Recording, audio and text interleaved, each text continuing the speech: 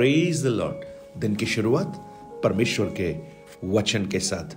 मैं पास्टर राजकुमार एक बार फिर आप सब प्रिय भाई बहनों का इस प्रातःकालीन वचन मनन में स्वागत करता हूं।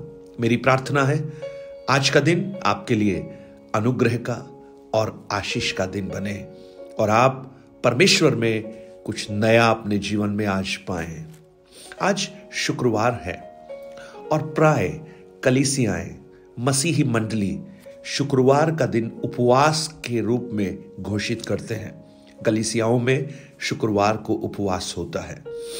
अगर ये पूछें कि शुक्रवार को ही क्यों होता है तो शायद उसका एक सीधा सा उत्तर है, प्रभु यीशु मसीह की मृत्यु उस काल्वरी के क्रूस पर शुक्रवार को मानी जाती है और उस प्रभु यीशु मसीह को आदर समर्पण करने के लिए और उनकी उस मृत्यु के दुख को स्मरण करने के लिए उपवास किया जाता है।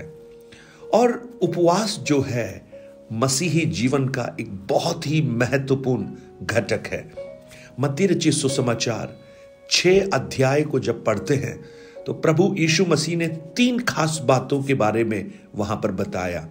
एक, जब दान किया जाता है, दूसरा जब प्रार्थना की जाती है और तीसरा जब उपवास किया जाता है। और तीनों ही बातों में प्रभु यीशु ने यह सिखाया कि यह सीक्रेट होना चाहिए, रहस्य में करने की आवश्यकता है।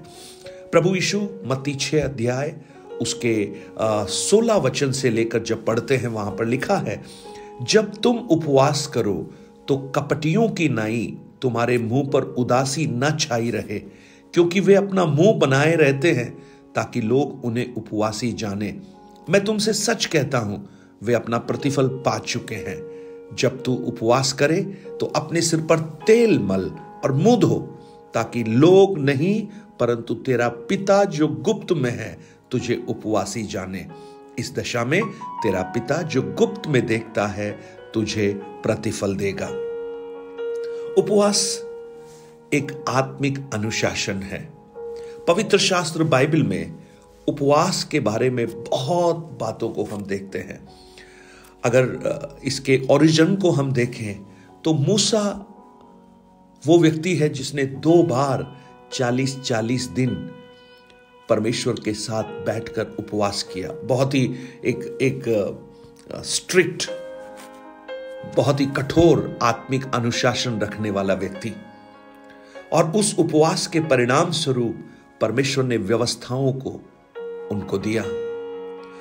आप बाइबल को पढ़ना प्रारंभ करेंगे तो उपवास के साथ प्रार्थना जहां भी जुड़ जाती हैं वहां पर अद्भुत कार्यों को प्रभु ने प्रकट किया है। आज जब मैं और आप इस वचन को सुन रहे हैं तो हमें यह सोचने की आवश्यकता है कि मुझे उपवास करने की क्या आवश्यकता है। तो बाइबल इसका उत्तर देती है।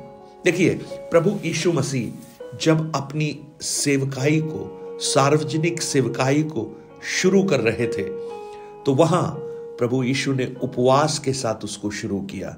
अगर लूका रचित सुसमाचार 4 अध्याय को पढ़ेंगे तो वहां लिखा है, यीशु पवित्र आत्मा से भरा हुआ यरदन से लौटा और 40 दिन तक आत्मा के सिखाने में जंगल में फिरता रहा और शैतान उसकी परीक्षा करता रहा। उन दिनों में उसने ना तो कुछ खाया, कुछ नहीं खाया, यानी 40 डेज वो उपवास कर रहे थे। जानते हैं क्यों? क्योंकि वो अपने आप को उस महान सेवकाई के लिए तैयार कर रहे थे। तो मुझे एक चीज समझ में आती है, अगर आप कुछ नया काम करना चाहते हैं, कुछ नए निर्णयों को आप लेना चाहते हैं और आपके कामों को आप परमेश्वर के अनुग्रह के अंदर सौंपना चाहते हैं तो आप जरूरी है उपवास करते हुए उस काम की शुरुआत कीजिए। नहम्याह की पुस्तक को जब हम पढ़ते हैं एक बहुत ही खूबसूरत उदाहरण हम देखते हैं। नहम्याह अपने लोगों के दुखों के कारण, जब उसने देखा कि लोगों की हालत खराब है, शहरपना टूटी हुई है, फाटक जले हुए हैं, तो उसने उन लोगों के पापों को परमेश्वर के हाथों में सौंपते हुए उसने उपवास किया। नहम्याह की पुस्तक 1 अध्याय उसके 4 वचन में लिखा है, ये बातें सुनते ही मैं बैठकर रोने लगा और कितने दिनों तक विलाप करता और स्वर्ग के परमेश्वर के सम्मुख उपवास करता और यह प्रार्थना करता रहा। यानी विलाप उपवास को दर्शाता है। और उन इजरायली लोगों के लिए जो बंधुआई में बचे हुए थे, उनके लिए रोकर प्रार्थना कर रहा है, उपवास कर रहा है।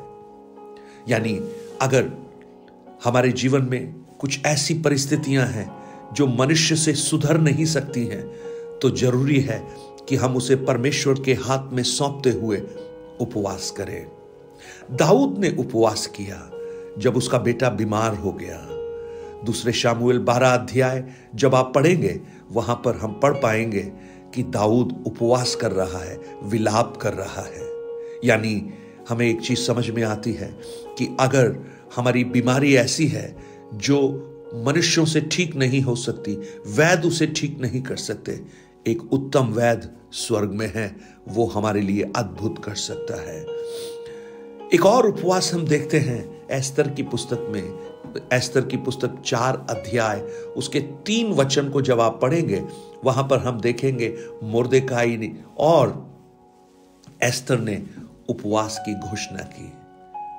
और एक प्रांत में जहां जहां राजा की आज्ञा और नियम पहुंचा, वहां वहां यहूदी विलाप करने और उपवास करने और रोने पीटने लगे, वरन बहुतेरे टाट पहने और राख डाले हुए पड़े रहे। यहूदियों की समाप्ति का डर, हामान ने योजना बनाई कि वो यहूदियों का सत्यानाश कर दे, लेकिन मुर्देकाई और एस्तर उस योजना के बीच में खड़े हो गए उपवास और प्रार्थना के द्वारा, और सारे यहूदी एक साथ विलाप करने लगे, उपवास करने लगे। और हम देखते हैं परमेश्वर ने एक अद्भुत जय उनको दी। तो मुझे समझ में आता है, अगर आप अपने जीवन में पराजित महसूस कर रहे हैं और आपके शत्रु आपके खिलाफ हैं और आपको लगता है कि आप खड़े नहीं हो पाएंगे, आपको उपवास करने की आवश्यकता है। Praise the Lord. अगर पहली कलीसिया को हम देखें तो पौलुस और बरनबास उनकी सेवकाई में बढ़ने से पहले अंताकिया की कलीसिया उपवास कर रही है।